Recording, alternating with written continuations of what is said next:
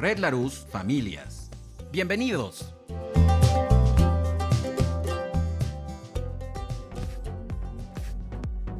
Hola, ¿qué tal? Te doy la más cordial bienvenida. Mi nombre es David Arrieta y hoy estás aquí en Red Larus Familias. Hoy vamos a platicar acerca del desarrollo de mi inteligencia emocional. ¿Qué es la inteligencia emocional? ¿Cuáles son sus elementos? Pero sobre todo, ¿de qué manera la puedo desarrollar en mí y después desarrollarla en los otros? Me atrevo a decir los otros, ampliando el espectro, porque no nada más son mis hijos, sino quisiera que el día de hoy incluyéramos a todos aquellos que se encuentran frente a nosotros. A mis alumnos, a mis compañeros de trabajo, a mis superiores.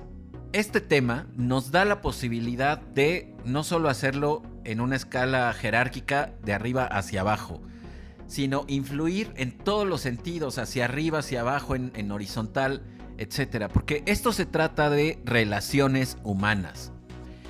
Te quiero contar, para empezar este tema, una definición, o más bien las definiciones que existen, no todas obviamente, de lo que es la inteligencia emocional. Porque desde ahí me parece que es bien interesante conocer cuáles son aquellos elementos que la acompañan y al mismo tiempo que le van dando forma. Desde ahí partiremos para poder reconocer cuáles son las cosas que puedo cambiar hoy, las cosas que eventualmente y en algún futuro cercano, a mediano plazo, puedo ir acomodando.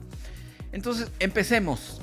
Fíjate, la definición que da la Real Academia de la Lengua Española, que existe en todos los diccionarios, dice que es la capacidad de percibir y controlar los propios sentimientos y saber interpretar los de los demás. Eso es desde lo que todos los hispanoparlantes deberíamos de tener claro en nuestra mente cuando estamos escuchando este tema de inteligencia emocional. En este paradigma que existía previamente en el que todo mundo nacía inteligente, estaba dado por nuestra carga genética. Si mis padres me habían entregado o se habían ocupado por alguna rara razón de entregarme la inteligencia, entonces yo poseía esa inteligencia. Entonces, desde ahí esa concepción de inteligencia estaba muy rara, ¿no es cierto? Nos limitaba muchísimo a todos. Entonces, ahora, con todo esto de las inteligencias múltiples, fíjense bien que nos da la posibilidad de reconocer que son habilidades que puedo ir modificando. Por lo tanto, una definición que es más utilizada en psicología por obvias razones tiene que ver con un conjunto de habilidades que nos ayudan a reconocer nuestras emociones y nuestros sentimientos, además de gestionarlos adecuadamente para relacionarnos con los otros de una manera sana, constructiva, positiva. En esta definición que les acabo de compartir, que está dada desde la psicología positiva, encontramos que pues de entrada es un conjunto de habilidades. Las habilidades es algo que puedo ir trabajando, que puedo ir fortaleciendo en mí. No es algo genético, no es una carga con la que, a diferencia de ese paradigma anterior, llegábamos a este mundo. Entonces, en estas inteligencias múltiples, que fue Howard Gardner uno de los más influyentes teóricos en este tema, les voy a leer las 8 inteligencias múltiples que él hacía referencia. Visual espacial, musical, corporal sinestésica, interpersonal, lingüística verbal, lógico matemática, naturalista y la última es intrapersonal. En todas estas, como tú te acabas de dar cuenta, no existe la inteligencia emocional como una de las inteligencias múltiples, o al menos no una de las categorías grandes. ¿Por qué? Porque dentro de esta división de las inteligencias múltiples se ubica específicamente en esta área que es la inteligencia interpersonal, lo que nos va a permitir relacionarnos. ¿Te acuerdas de esta definición que yo te decía? Bueno, el conjunto de habilidades que nos ayudan a reconocer algo en mí, que son mis emociones, mis sentimientos, hacer algo con ellos y luego relacionarme con el otro. Entonces, en este ámbito de la inteligencia interpersonal es donde se ubica. Sin embargo, también se encuentra en gran medida en la intrapersonal, en lo que hay en mí, en lo que yo desarrollo para saber quién soy, cómo lo hago, etc. He hecho énfasis en esta necesidad de autoconocimiento de las personas, autoobservación, autoconocimiento, autocontrol, autorregulación, es decir, todos esos elementos que deben de existir en mí para que entonces yo le pueda entregar algo a mi tranquilidad. No estoy hablando de al otro, estoy hablando de mí. El día de hoy, en este desarrollo de la inteligencia emocional, siempre el recorrido va a ser yo. ¿Qué hago? ¿Qué pienso? ¿Qué digo? ¿Qué siento? ¿Cómo lo percibo? ¿Cómo lo interpreto? Etcétera. Porque eso es el primer referente, eso es lo primero que debo de tener muy claro. Y ya después me voy a fijar en lo que hacen los demás, no al revés. Cambiamos el sentido acerca de todas estas aseveraciones. Entonces, yo quiero empezar a hilar diferentes temas que se van a ir involucrando con el desarrollo de la inteligencia emocional. Y esto tiene que ver con un enfoque preventivo.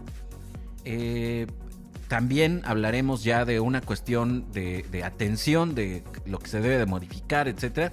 Sin embargo, un enfoque preventivo tiene que ver con el conocimiento de todo un proceso para saber qué puedo hacer antes de que se convierta en una hecatombe o en una situación horrible y difícil y crítica y gris y todo eso que sabemos que ocurre, ¿no? Entonces, en este enfoque preventivo, a mí me es muy interesante hablar de la teoría de psicología, el humanismo. Porque desde mi punto de vista se conjuga de una manera bien interesante para darnos cuenta de qué cosas podemos reescribir, redefinir en nuestro catálogo de archivos que tenemos ahí guardados en nuestro cerebro. Entonces, la teoría, la corriente del humanismo más bien genera una de las grandes teorías que fue uno de los iniciadores, Abraham Maslow, que me imagino ya por haber escuchado el apellido saben por dónde voy, que él empieza a buscar cuáles eran las cosas que hacían que las personas hiciéramos lo que hacemos. Para no dar tanto enredo, él buscaba una teoría de la motivación humana. ¿Cuáles eran las cosas que motivaban a las personas a hacer lo que hacían?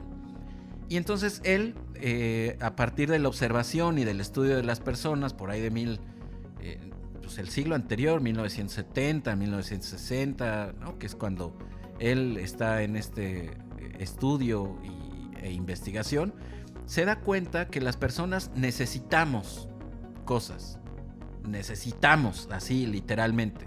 Necesitamos comer, ¿no? Por ejemplo, es más imperioso tomar agua que comer. Podemos estar sin comer alimentos durante una semana, pero no podemos estar sin tomar agua 2 días, porque es más importante para la vida, ¿no es cierto? Y así, de igual manera, se da cuenta que si alguien está preocupado por otra de las necesidades básicas, que es vivir en una sociedad, y para vivir en una sociedad necesitamos dinero, pues entonces la gente que está sin haber cubierto esta necesidad, o al menos medianamente, pues va a estar más preocupada por tener dinero, saber que el que le llegue el dinero para poder alimentar, vestir, pagar un techo, etcétera, todo este tipo de cosas, va a ser más imperioso que saber si me siento feliz con el trabajo que realizo.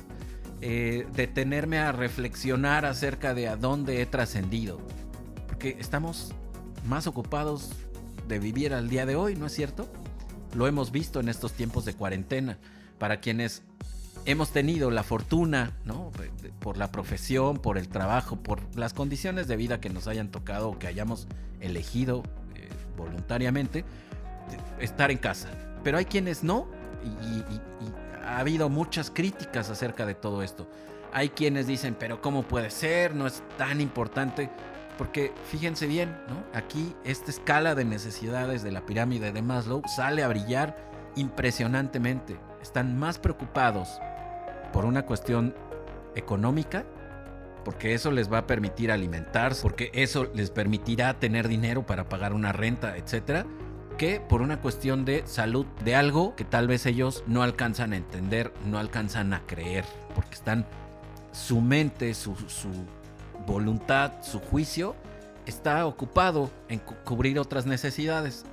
Entonces, así es como vamos funcionando. Maslow, en esta pirámide de necesidades, les voy a platicar una versión muy resumida, porque está muy detallada. Este señor hizo un trabajo impresionante y de manera muy resumida, como le estaba platicando, y bueno, de manera muy concreta, las áreas en las que yo en cierta forma he utilizado para dividir esta explicación es fisiológicas, el alimento, el tomar agua, el dormir, ¿no? Necesidades básicas fisiológicas, pero al mismo tiempo también necesidades básicas que son las de economía, alimento, techo, etc. La siguiente escala es seguridad y pertenencia.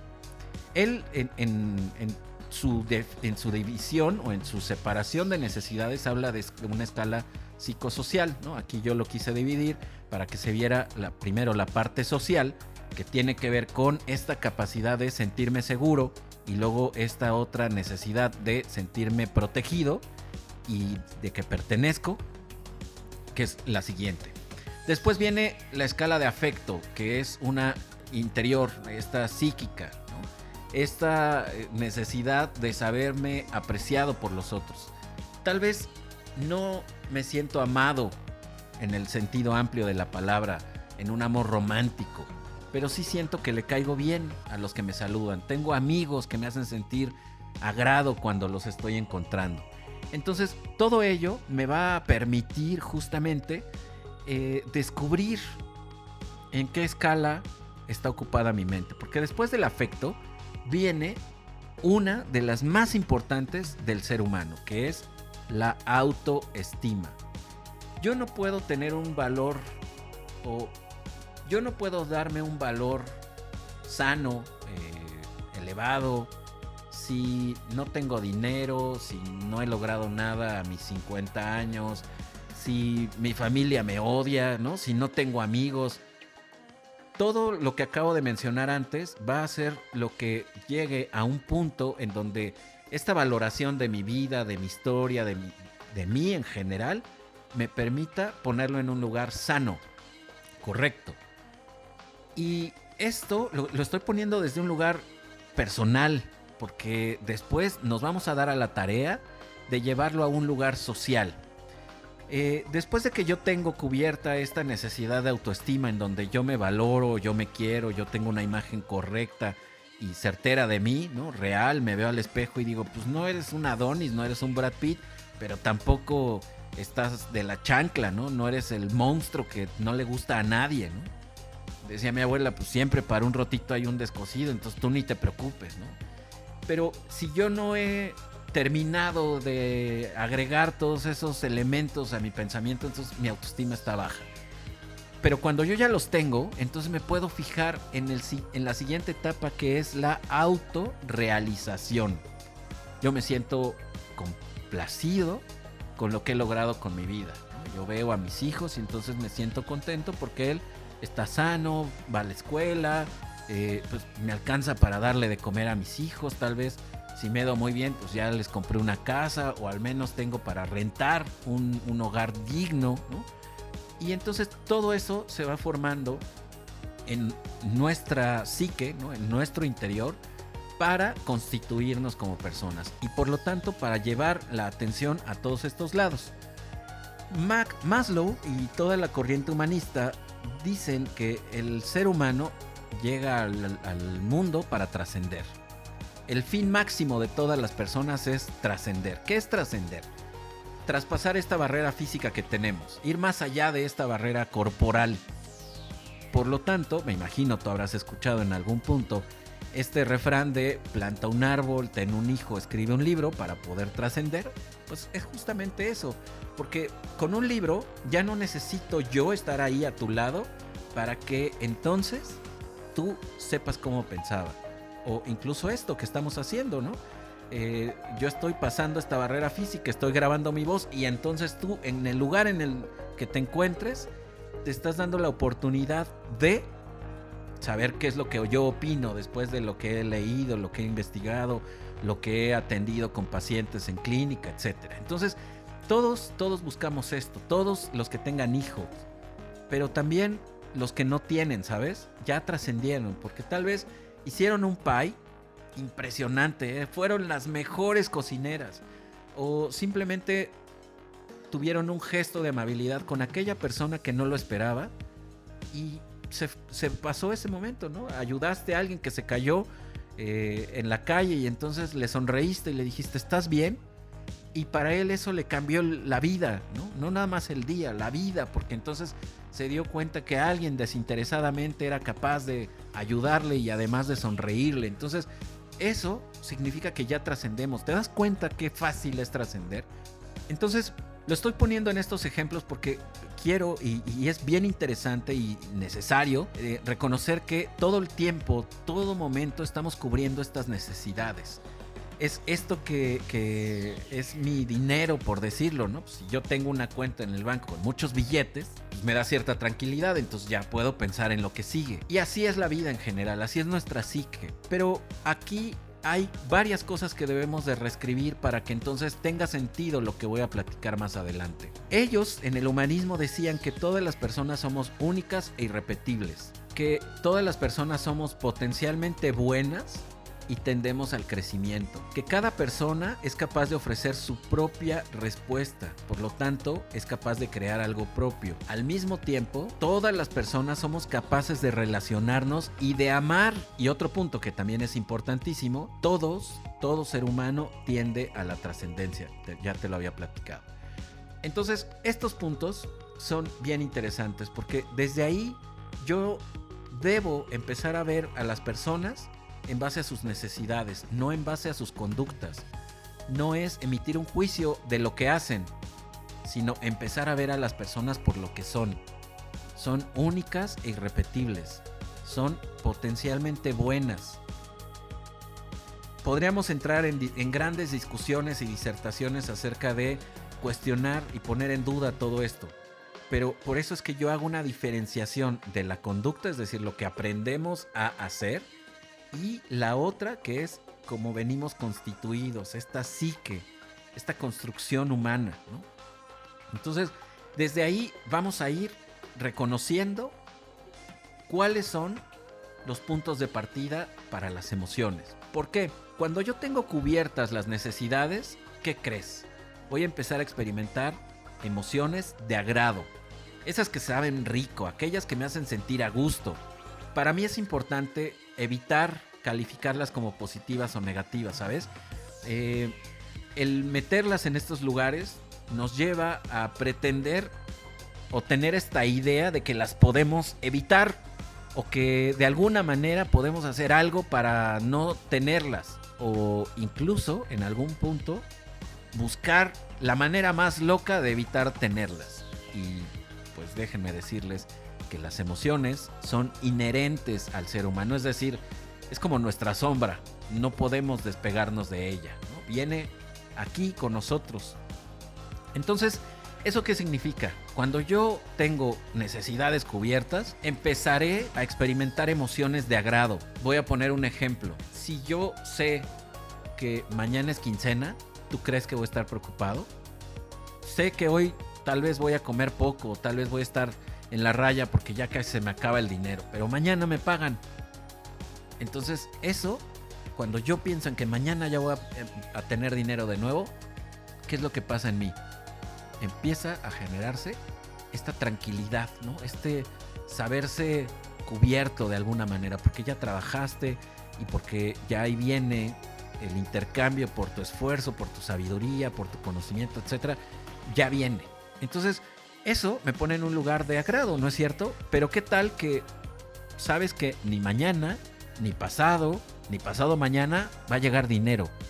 ¿En dónde te colocas? Pues en emociones de alarma, de preocupación, de angustia. Esas emociones de desagrado, ¿no es cierto? Esas emociones que no necesariamente sé qué hacer con ellas. Por lo tanto, debemos de estar bien claros y bien conscientes de cómo empezar a mencionarlas, las de agrado y las de desagrado. El hablar de las emociones con esta intención, desde el agrado y desde el desagrado, nos evita calificarlas para decir, es que el enojo es una emoción negativa. Ok, entonces Como es una emoción negativa, vamos a buscar a toda costa evitarla. No se puede. Lo que puedo evitar es la conducta que aprendí a realizar después de yo sentir enojo. Eso sí es lo que se puede modificar.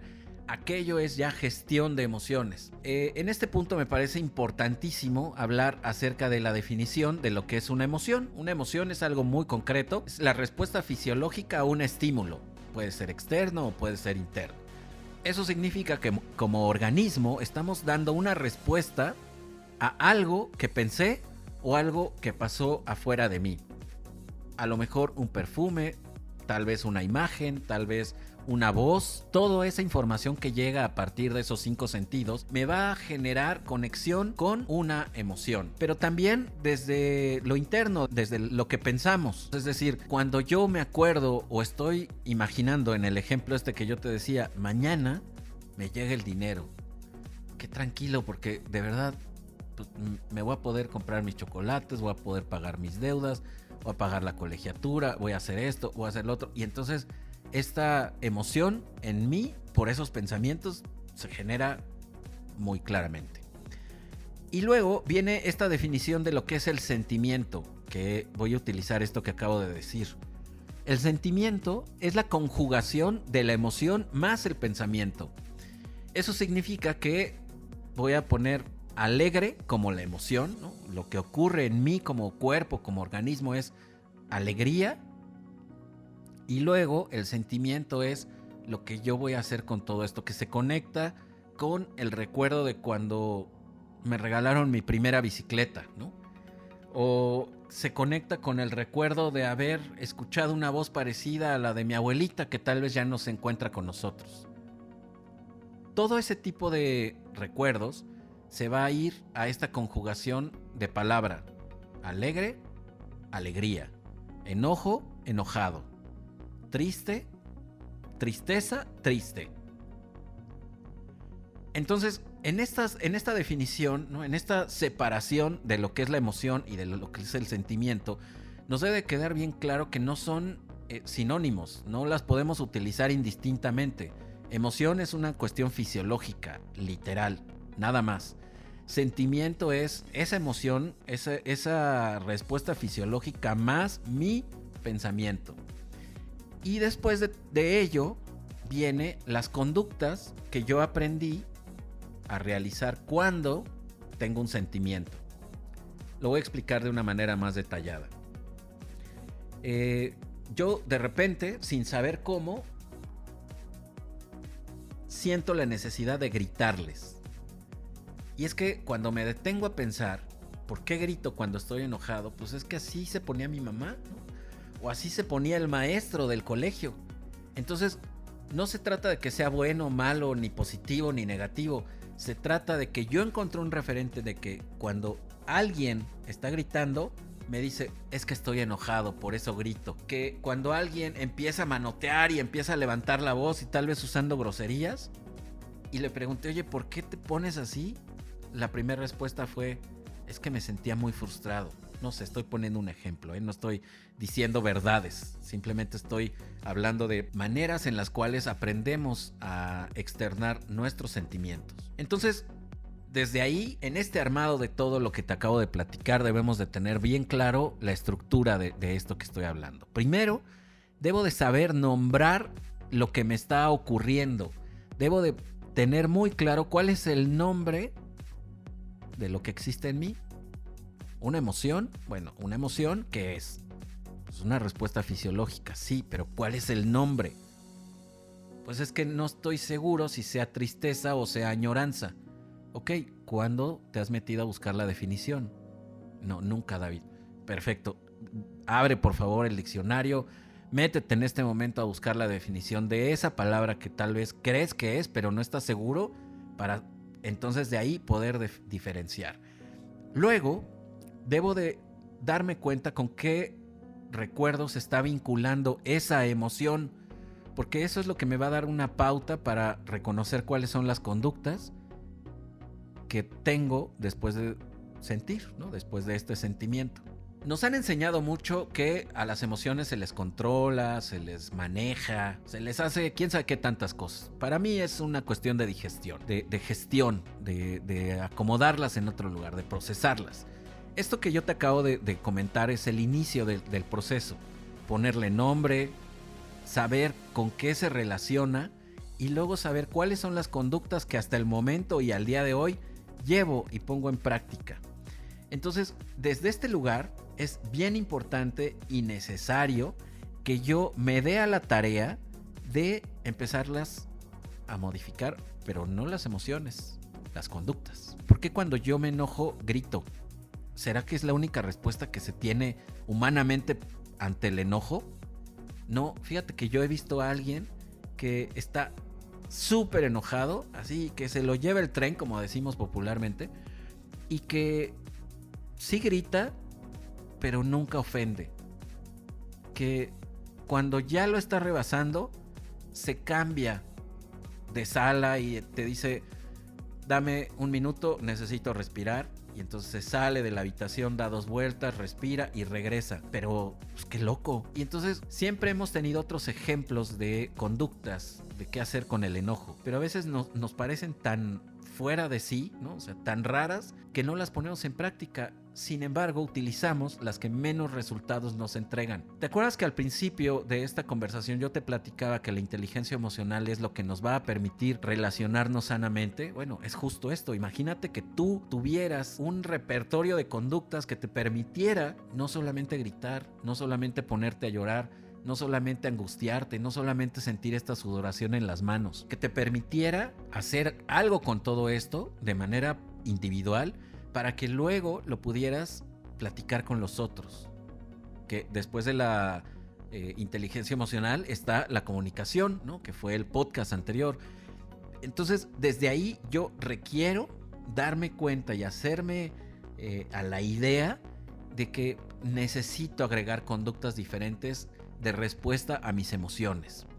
Entonces, con esta claridad, debo de empezar a reescribir estos conceptos. Debo de aceptar mi emoción, debo de reconocer mis conductas y empezar a modificarlas.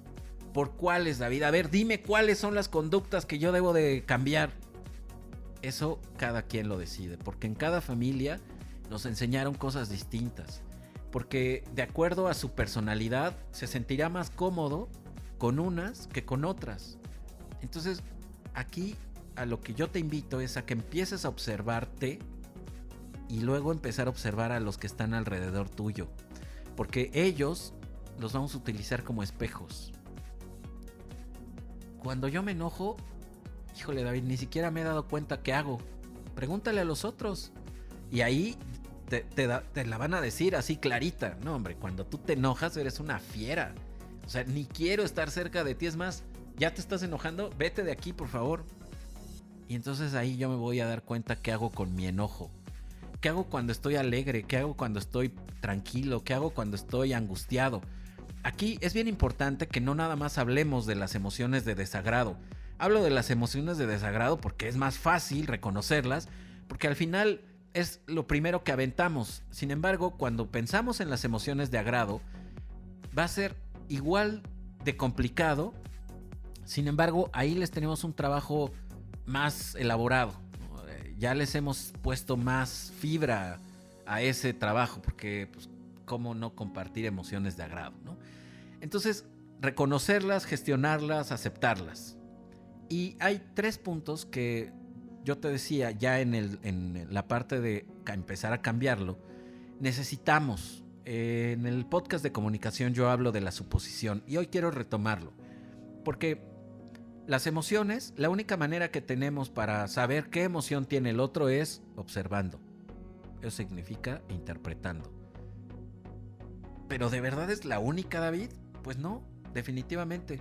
Es la que utilizamos con mayor frecuencia y sin embargo, no porque la utilicemos siempre significa que nos dé los mejores resultados. La utilizamos y ¿qué crees? Estamos dejando de lado la certeza. Oye David, te veo enojado, ¿estás enojado? No, es que te veo raro, ¿qué tienes? Bueno, es que estaba preocupado.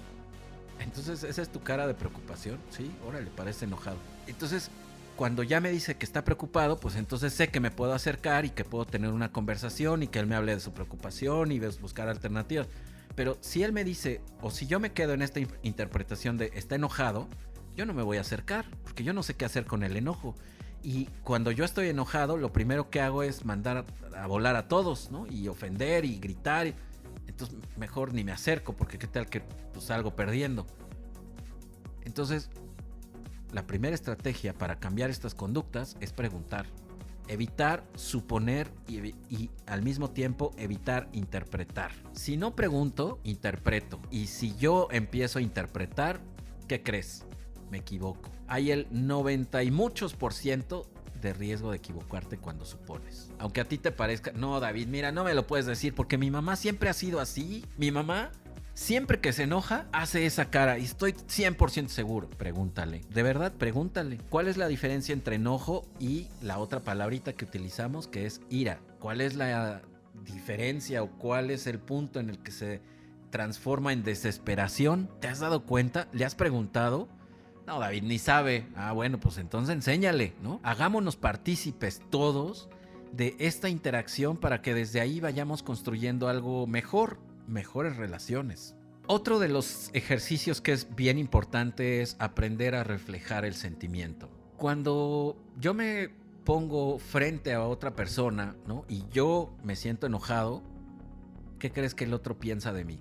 Bueno, ahorita puede decir, está bien loquillo, ¿no? Algo le pasa, pues viene raro, no podría decir qué tiene porque ni lo conozco, etc. Pero en el momento en el que yo empiezo a reflejar el enojo o empiezo a reflejar ese sentimiento, para ser más concreto, el otro se puede dar cuenta que tal vez viene tan enojado que ni siquiera se ha dado cuenta que me está pasando ese enojo. Entonces, reflejar el sentimiento es, oye, ¿estás molesto? Y tal vez esa sea la pregunta que saque al otro de ese momento en el que se encuentra. Preguntando, ¿no? Oye, ¿así estás cuando te enojas? ¿Estás enojado? Etcétera. Aprender a reflejar el sentimiento es determinante porque nos va a llevar a un nivel de relación totalmente distinto. Debemos salirnos de esta burbuja de compartir sin darnos cuenta los sentimientos, ¿no? Que eso es lo más importante. Aprender a preguntar es determinante para que entonces desde ahí yo sepa cómo preguntar sin ofender, que ese es el otro punto bien interesante, ¿no es cierto? A veces no nos atrevemos porque lo primero que pensamos es, ¿y yo qué le voy a andar preguntando? ¿No? Si no me quiere decir, pues que no me diga, va a decir que metiche.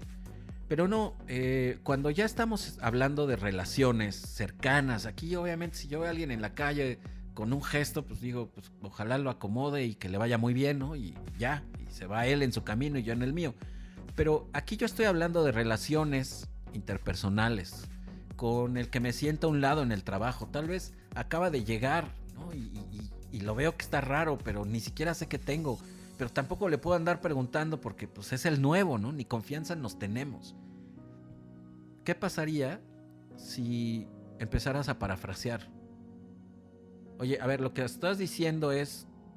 ¿Por qué es lo que estoy entendiendo? No. Y entonces, con preguntas, ¿qué es lo que pasa? Cuando yo escucho que alguien me pregunta, empiezo a reflexionar acerca de todo ello. Y le empiezo a dar un camino totalmente distinto. No entendí, ¿me lo explicas de otra manera? ¿Qué quiere decir cuando utilizas la palabra tal? Y entonces ahí vamos a empezar a unificar conceptos, palabras, conductas, etc. Oye, cuando estás así, ¿para qué estás así? ¿A qué te refieres? Pues sí, así me refiero con el ceño fruncido, pegando en la mesa. Cuando estás así, ¿para qué lo haces? Es que no me había dado cuenta que lo estoy haciendo. Tal vez esa sea su respuesta. O tal vez diga, porque necesito que les quede claro y esto lo estoy remarcando y hasta pega en la mesa, ¿no? Entonces, preguntar, ¿no? Me lleva a evitar empezar a contagiarme de emociones que tal vez ni siquiera son para mí, como la angustia, ¿no? Si yo veo a alguien muy enojado o fuera de sus casillas, si es el nombre que le quieres poner. Y yo siempre me achico con personas que están en ese humor o en ese estado de ánimo. Entonces me lo trago y entonces digo, pues es que soy yo, ¿no? Y pues sí, o sea, es conmigo. Y me hago así chiquitito, para que nadie se entere. Para que nadie se entere que yo estoy hablando. Y no, se trata de todo lo contrario. Oye, ¿esto que estás haciendo es por algo que yo hice? No, hombre, o sea, vengo de la calle, el perro me ladró, me espanté muchísimo y ahorita estoy enojado porque en vez de subirme al carro... o sea, no es conmigo, no es o sea, acabo de llegar, ¿cómo va a ser contigo? ¿Te acuerdas lo que te decía de suponer? Bueno, pues con las preguntas es el camino perfecto para evitar interpretar lo que el otro quiere decir. Oye, esto. Oye, ¿por qué no estás aquí? ¿Me estás preguntando o me estás regañando? No, te estoy preguntando porque realmente estoy preocupado por ti. Ah, mira, o sea, no nada más no me quería regañar, sino que realmente estaba preocupado por mí, ¿no? Y ahí nos salimos de toda esta interpretación, esta suposición, tirarnos al drama que hacemos también como sociedad. Entonces hay que empezar a cambiarlo, hay que reconocerlo. El desarrollo de la inteligencia emocional, como te puedes dar cuenta, es un cúmulo de habilidades que debemos de agregar a nosotros, desde conceptos, palabras, ideas, comportamientos, ¿no? Estos archivos que ya tenemos muy guardados, y luego conductas, cambiar estas conductas, aprender a preguntar, evitar suponer, procesos de pensamiento que también hacemos sin darnos cuenta. Eso es el desarrollo de la inteligencia emocional. Entonces, ponerlo en práctica. Yo creo que el día de hoy, ¿no?, que ha sido el podcast más largo que he tenido con ustedes, espero que realmente sea interesante y que lo puedan poner en práctica, porque esto es bien interesante. Que se den a la tarea de darse cuenta cómo se relacionan con el otro, que empiecen a preguntar y luego que empiecen a modificarse ustedes, porque van a empezar a ser ejemplo sin pretenderlo, ni siquiera es hoy yo voy a ser el máster de las emociones y entonces ya me desarrollé mi inteligencia emocional y todos se van a dar cuenta. Ni siquiera, Esto es un proceso. Esto es algo que se hace eventualmente y poco a poco. Pero no por esto lo vas a llevar en la misma manera. Entonces, la tarea es ardua, trabajosa, con esfuerzo. Yo espero que a partir de que te haya compartido estas estrategias, las puedas poner en práctica. Que por sobre todas las cosas, empieces a reconocerte las emociones, los sentimientos y las conductas, y luego les hagas algo.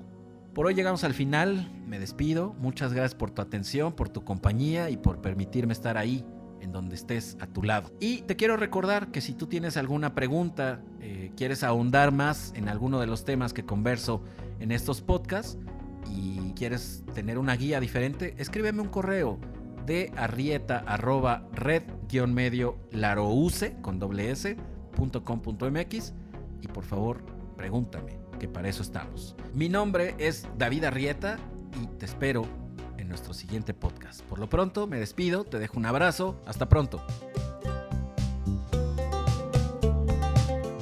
Red Larousse Familias presentó